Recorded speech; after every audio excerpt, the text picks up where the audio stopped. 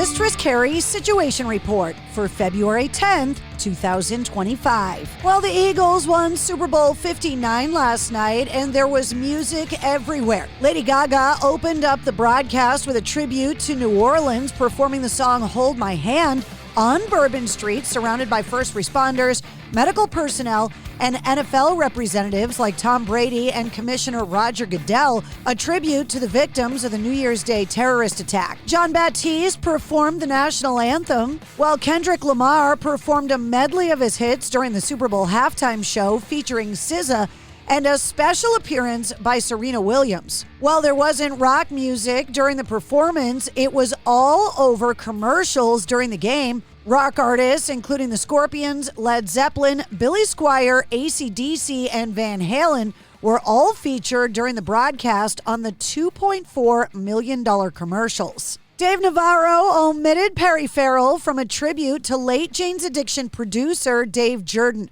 who worked with the band along with Alice in Chains, the Red Hot Chili Peppers, Social D, the Offspring, the Rolling Stones, and many more. He passed away last week at the age of 75.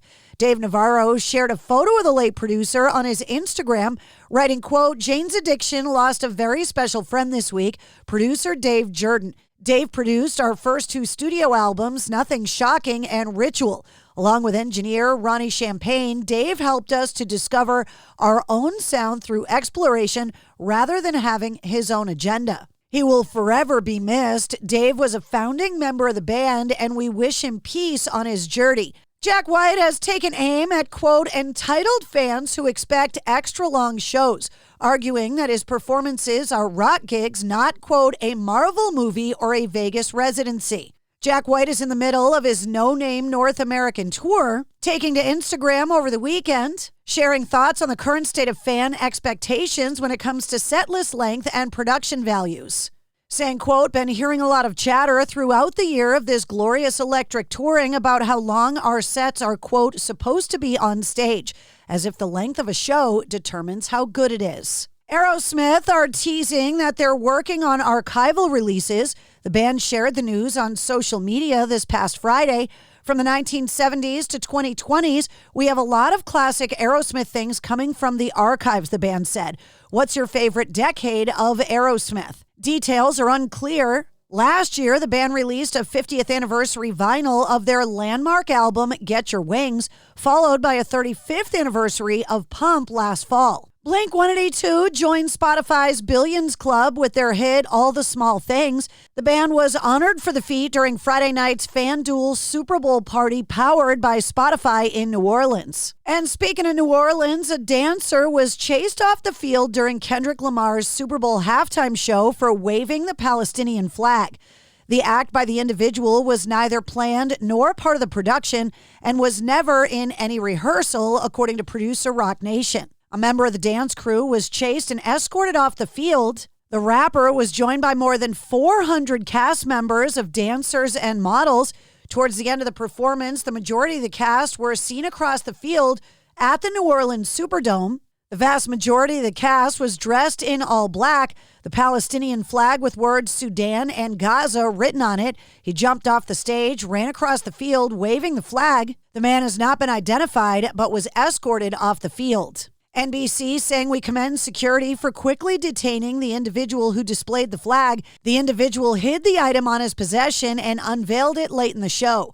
No one involved with the production was aware of the individual's intent. Blur have announced a new merch capsule with 2 new versions of the Magic Whip to celebrate the album's 10th anniversary. News of the new releases comes a decade on from the release of the chart-topping 8th studio album from the band, and it'll arrive in time for Record Store Day 2025, which happens on April 12th. On Friday, Dream Theater released their first album in more than a decade with returning drummer Mike Portnoy. The album, Parasomnia, came out on Friday. Mike Portnoy sang online exactly 1 year ago to the day, February 7th, the 5 of us stood in the same room together for the first time in well over a decade when we spent the majority of the year creating our first album together in 15 years. Today, we can finally share it with all of you. We could not be prouder or more excited about what we've created. We were so inspired being together again, and we feel we really rose to the occasion to create something special. Parasomnia represents everything that is classic dream theater, mixing tastes of the past with visions of the future. Oasis have announced a 25th anniversary reissue of their fourth studio album, Standing on the Shoulder of Giants. The new version of the record is set for release on Friday, February 28th, the same date the original album was released back in 2000. And the Ducks announced the return of their collaboration with the Offspring, hosting Come Out and Play Night at the Honda Center coming up Thursday, February 27th. The Offspring will be in attendance for an evening featuring appearances from the band members, exclusive co-branded merchandise, and limited edition vinyl records of the band's newest album, Supercharged. And that's your sit rep. For more details on all of the stories, check the links in the show notes of this episode. And don't forget to like, follow, subscribe, and share the Mistress Carrie Podcast. New full-length episodes come out every Wednesday. Episode 244, featuring Marty Friedman, is available now.